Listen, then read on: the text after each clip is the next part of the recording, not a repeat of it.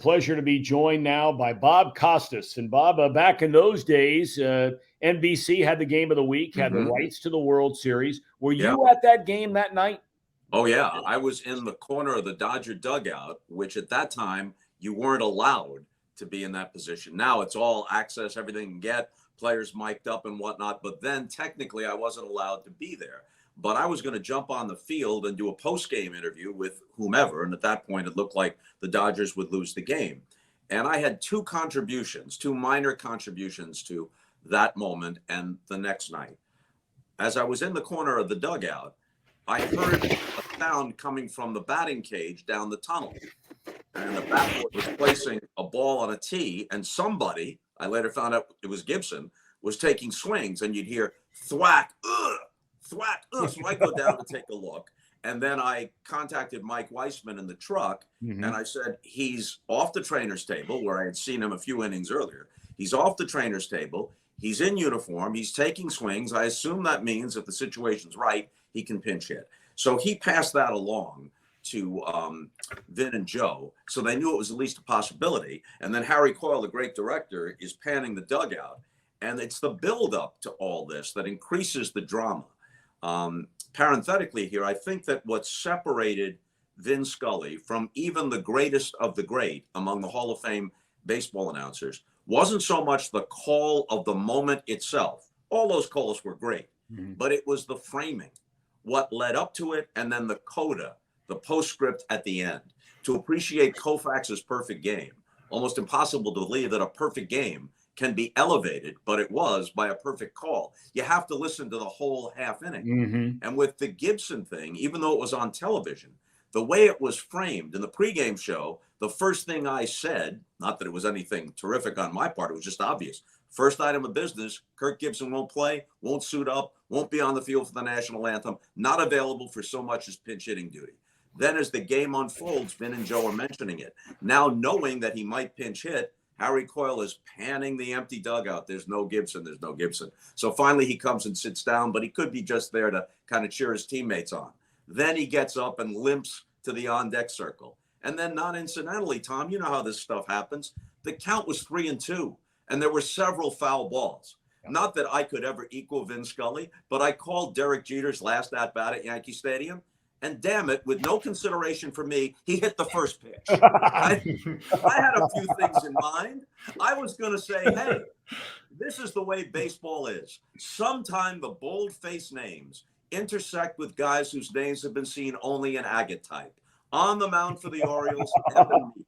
At second base, pinch runner Antoine Richardson. And at the plate, Derek Jeter. And it turns out that was the last pitch Evan Meek ever threw, and the last run Antoine Richardson ever scored in the major leagues. But Jeter hit the first pitch, and that was that. So all the buildup was out the window.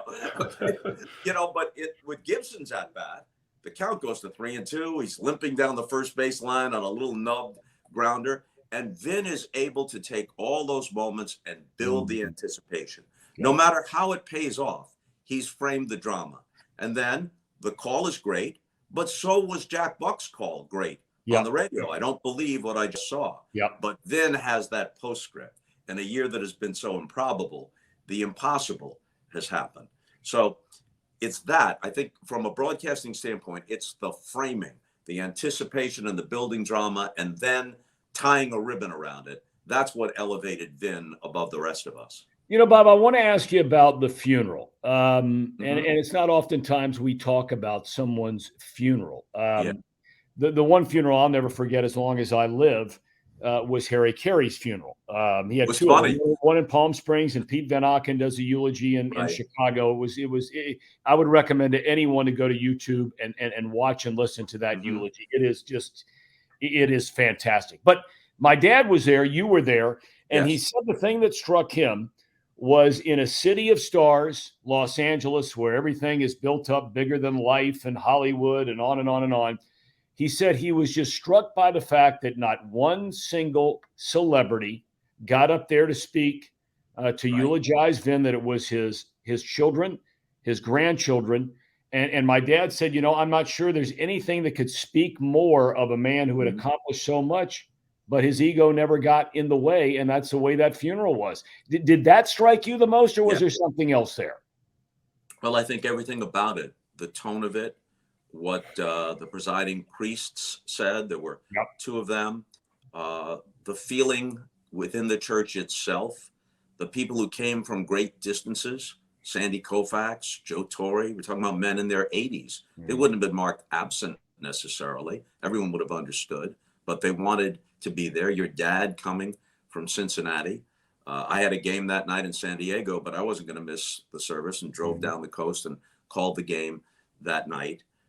There was a sense of real appreciation, and you didn't have to discuss very much. You saw a lot of people you hadn't seen in some cases in many years, but you all pretty much had the same thought about Vin Scully and what he meant. And I think I had this conversation with Vin once a few years ago, and he was telling me it was 2016 and all the bouquets were being thrown his way as he was going on his last tour as an announcer. And he felt like he'd been, as he put it, over honored and overpraised. And I said, Vin, within broadcasting, think of it this way. Sure, all of us admire your unequaled ability, and we're grateful for how gracious you've always been toward all of us. But if we love the game and if we love our craft, who is it that embodies that to the greatest extent? You do. So part of what we feel here, the largest part is about you, but some of it is about the game and the craft, and you more than anybody else have embodied it for such a long time. Forgive me if you've heard me say this before, but I think that what makes Vin so incomparable, almost beyond incomparable, isn't just his unique combination of abilities, but the circumstances of his career, which could never be equal. If somehow a 25-year-old Vin Scully, someone of equal ability, materialized today, would that person wind up in the Broadcasting Hall of Fame? Of course they would. But here's a guy who starts in the middle of the 20th century with one of the most consequential teams in the history of American sports, Jackie Robinson's Boys of Summer Dodgers, and then out to Los Angeles. You know, Bill and his family know all about this. Out to Los Angeles, where radio is still primary. And not incidentally, baseball is the unquestioned national pastime. When he winds up doing games on national radio in the World Series or national television in the 80s on NBC, the World Series is getting ratings of 35 and 40. Yep. The whole country is transfixed by this. And of course, he rises to every moment, but it means more to more people than unfortunately it does today. And then as the years go by, he's grandfathered in. I don't know if someone with his approach, even if they were just as good at it, which is hard to imagine, would be as embraced today. But then he's grandfathered in. And every one of his broadcasts is simultaneously a news bulletin of tonight's game and a flashback to every game you've ever experienced, every word you've ever heard him utter. He's present and nostalgic at the same time. Yep. That set of circumstances can never again be equaled. You know, what are the odds that Henry Aaron hits the homer against the Dodgers? Kurt Gowdy was on national TV. Milo Hamilton had a very good call on Braves radio, but Vin was there to put the Vin Scully touch on it. You know, it wasn't just how great he was. He would have been great if he was the voice of the Toledo Mudhens, and for his own quirky reasons, he never wanted to leave Toledo. Word would still get out that this was one of the greatest announcers ever. But you have the greatest baseball broadcaster who went for the greatest period of time and intersected with the greatest number of indelible moments that aren't just Dodger moments, they're national moments. How can you ever have that confluence of circumstances again? Bill, you wanted to kind of pick up on that theme through the years. Yeah. You know, Bob, thanks so much for doing this. It's so great to be with you. It's an honor.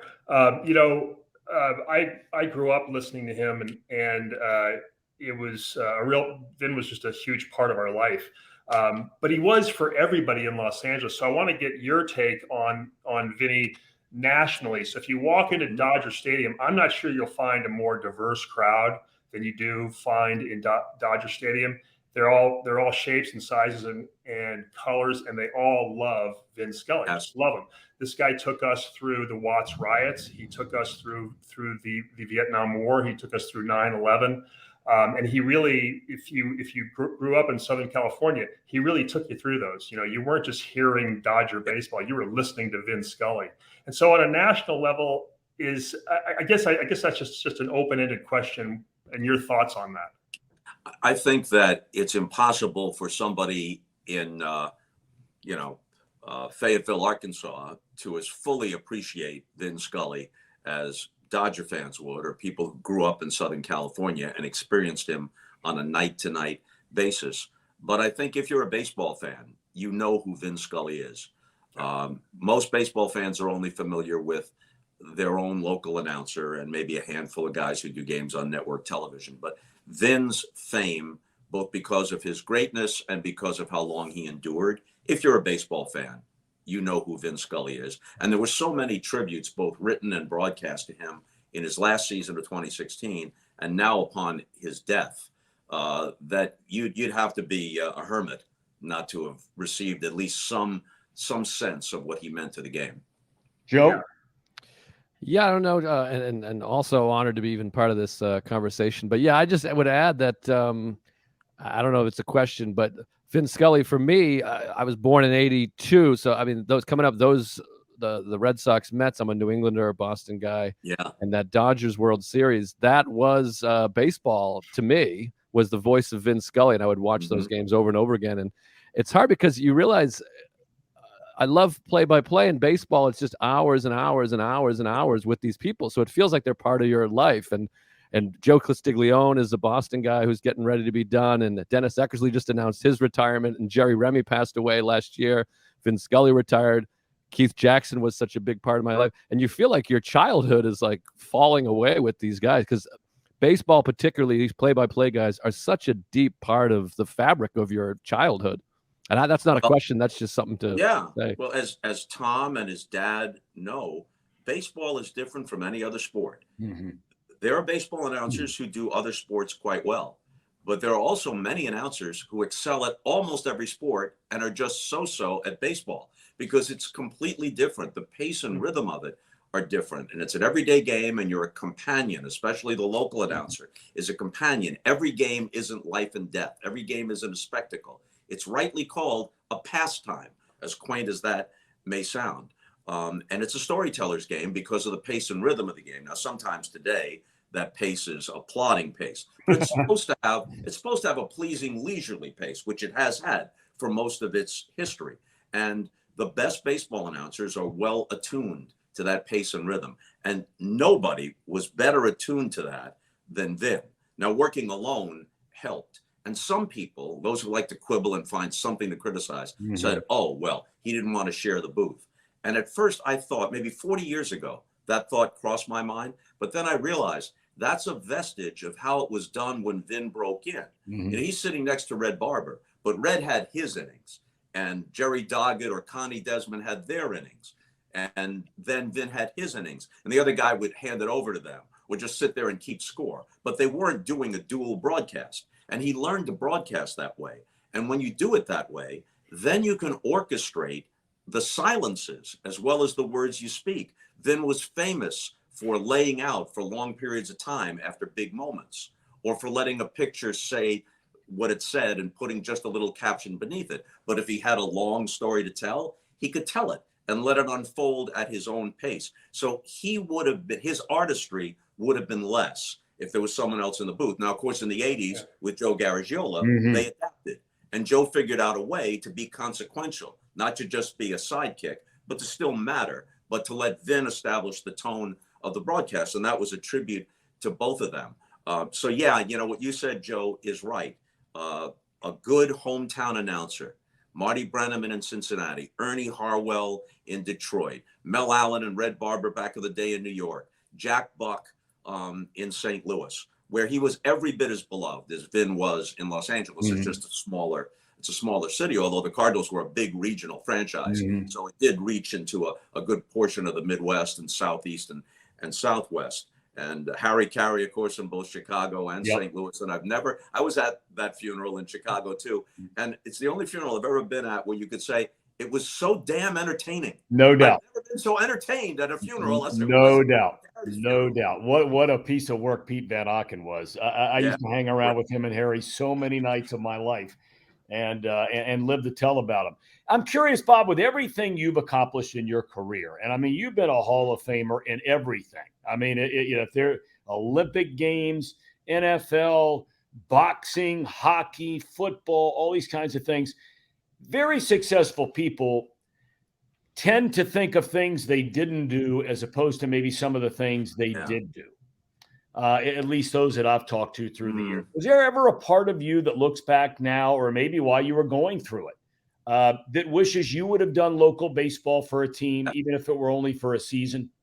Yeah, but it's like, well, if I did that, then I might not have done some of the other stuff. Yeah. I would have enjoyed that very much. I enjoy being around the game.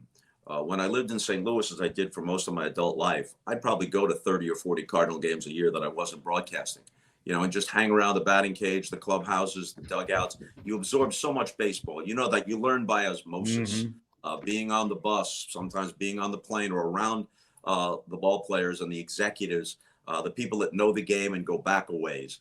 And you store all that.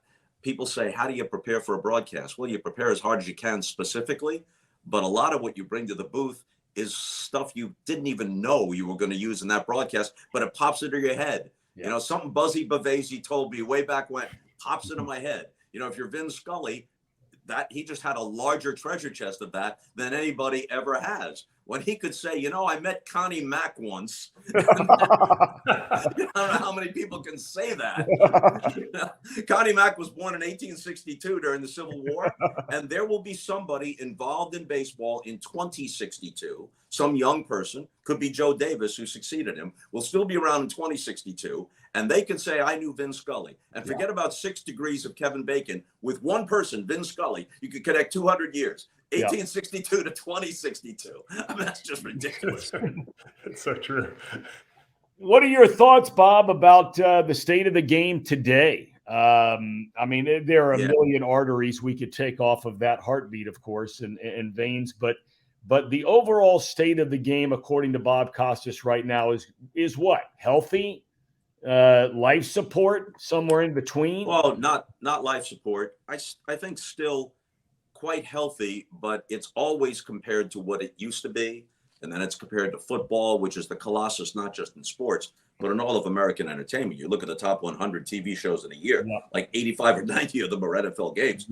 It's the only thing that consistently cuts through in an increasingly fractionalized media universe.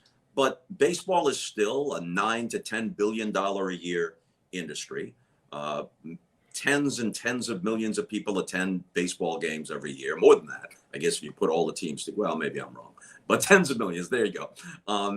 And obviously people consume baseball in different ways. The national TV ratings aren't nearly what they were, but local TV ratings in most markets and the regional networks do very well. And people follow baseball on the MLB network or streaming or whatever it might be. And I think there are as many or more good young players, exciting young players, as there have ever been. But everybody knows that pace of play is an issue. And it isn't just the time of the game, it's the feel of the game. And is there enough action in the game? When you look at the strikeout totals now, the overall league strikeout average equals pretty much Nolan Ryan's career average.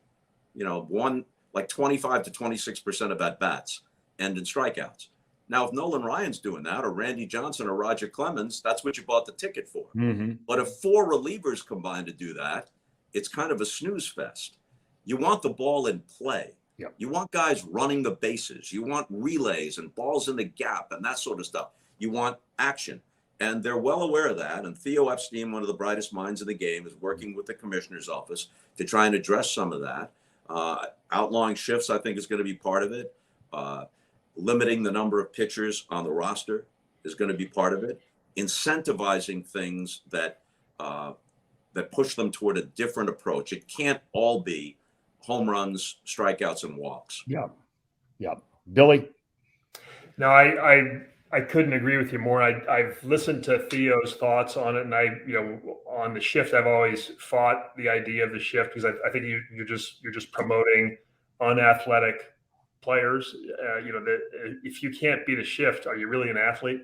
But I see his point that if we do outlaw the shifts, now all of a sudden, Bob, you got to go out and get a shortstop who can play shortstop. Right now, if we have the shifts, I can get a little bit less athletic shortstops, and I can get somebody that can just come in with some launch angle and stand at shortstop, and I'm going to move him around and get him in the right spot. So I see what he's saying. I have a long way to go, though, to really be in favor of shifts, but it's tough, and I couldn't agree with you more about it. It all comes down to the pace of the game. Your point, Bill, I think is often overlooked.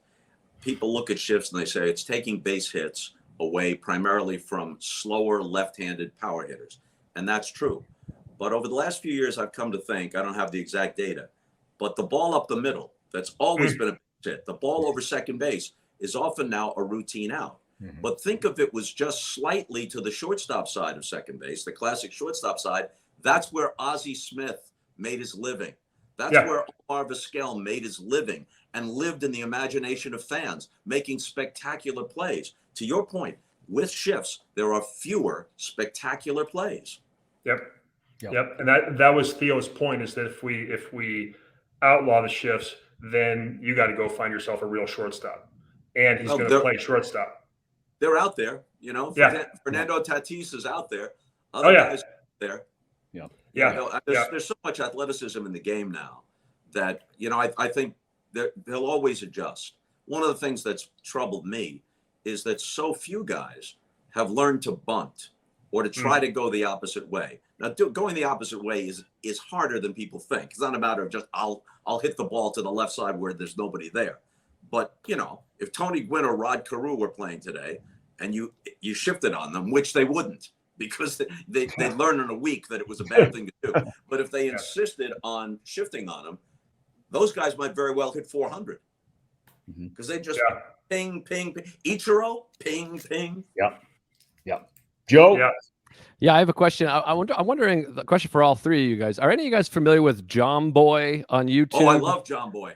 This guy, I think, could single-handedly save the game. I'm a baseball guy, a fanatic, and I watch and I learn so much. And he's so good. They got to get him more involved because he's unbelievable. These videos are tremendous, and I think it would bring in more football people because it shows the edge of baseball. Is what he does such a great job. He posts them every day. And not only is he insightful, he's funny as hell.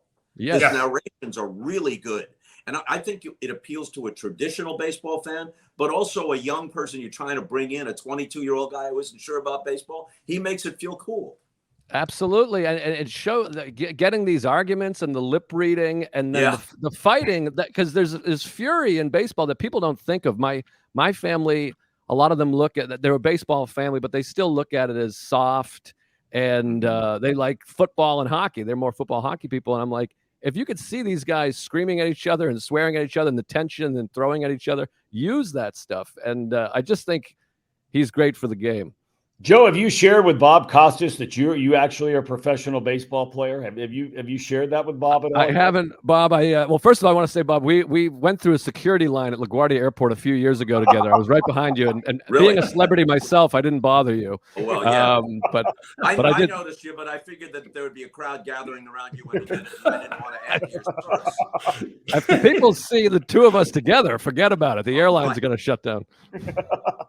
But no, so I got to play professional ball one day. It's on YouTube. We'll send you the link, and I'll send you an autographed hat. But the editor, you know about editing. I'm sure I wasn't getting paid for this. The editor who's on the call here, he screwed me. He put in some of my not so great plays, and I smoked a few, and he didn't show where the ball landed, and he added some clown music. So, oh well. He played in the Pioneer League, Bob, in a game a couple of weeks ago. He actually coached first base better than he played. But, what we're doing here, Bob, is this year on this show is every week we tied it in with your alma mater, Syracuse University, with a Newhouse School. And we have students that are on our show every week. Really? Reviewing the games, recapping the games from the Falk School of Analytics and from the Newhouse School of Communication. So we have one of our students who we're calling the dean, if you will, because Matthias Altman Kurosaki is actually getting his master's degree right now. He's at Syracuse right now, a Newhouse School grad, and we said we'd allow him to ask the great Bob Costas of Syracuse fame one question. Take it away, Matthias. You're on the big Better stage, be good, my friend. Make it a good one. Awesome. Thank you. Thank you so much for joining us, Bob. It's really an honor to be on the screen with someone who I haven't known a sports world without. So my question is, obviously, since you're also a Newhouse grad, what's the biggest skill or maybe the biggest lesson that you picked up that has helped you through your pretty lengthy and successful career? The biggest thing I picked up at Syracuse or anywhere along the way? Syracuse, but I guess also anywhere along the way. Well, it sounds trite, but preparation. And since we started this speaking about Vin Scully, he was always fond of quoting the great actor Sir Laurence Olivier. The key to success is the humility to prepare and then the confidence to bring it off. You can't wander into the booth. I know some people do, and they get by on personality, and that's them, and I'm not criticizing them. But I feel like I can't walk into the booth and say, well, I did pretty well last year or 10 years before, and I can just sit down and do it. Mm-hmm. You got to put the work in. And once you put that work in and you sit down, you're not guaranteed to have your best broadcast, but you know at least there'll be a baseline that you won't fall beneath. And that helps to relax you. Maybe it's just me. If I feel less than fully prepared, it makes me feel anxiety. Mm-hmm. That's the last thing you want to feel, especially on a baseball broadcast, because you want to sound relaxed throughout and then pick up the pitch when the moment allows for it. It's different than constant action games like basketball and hockey and big spectacle games like football. You have to be relaxed to call a baseball game well and then turn the register up when the circumstance calls. All right, Matthias, here you go, my friend. Yeah, thank you so much, Bob. I just wanted to say also, my downstairs neighbor, the guitarist Steve Kahn, wanted to give his regards to you. Oh my gosh! Tell Steve I said hi.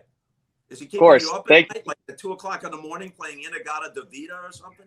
Oh no! I live upstairs from him, so he lives on the second floor. I live on the 8th floor, so I'm good. There you go.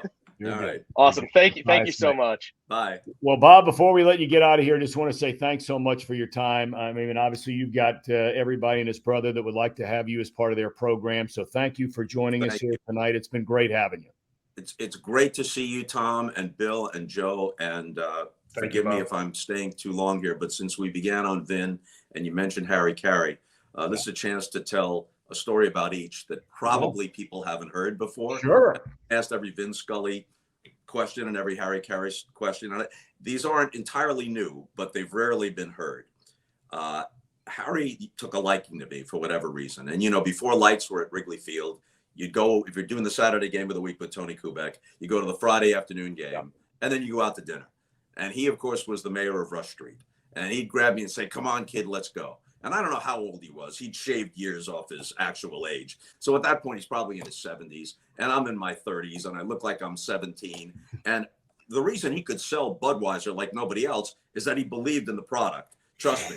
And it's like in the morning, and it's unbelievable. We've stopped at several places along Rush Street. Now we wind up at Harry Carey's appropriately. And it's before cell phones, but people have their little Polaroid cameras. And everybody from 90-year-old people who want to talk to him about like Fred Lindstrom and Cookie Lavagetto or something to pretty young girls. They all want a moment. They all want an autograph. They all want a picture. And finally, I look around, survey the scene, and I said, Harry, what's it all about? And he goes, what's it all about, kid? I'll tell you what it's all about. Booze, broads, baseball, and bullshit. As well, words of wisdom, right? Yes, they are. That pretty much sums it up. So now, Vin Scully, right? Vin gets the Presidential Medal of Freedom in 2016. It's Barack Obama's last ceremony for the Presidential Medal of Freedom, a couple of months before he leaves office, and he empties the bucket. He's got everybody there. Robert De Niro, Tom Hanks, Robert Redford, Michael Jordan, Ellen DeGeneres, Kareem Abdul-Jabbar, Diana Ross, Bill and Melinda Gates, Bruce Springsteen, Scully, and I'm leaving some people out.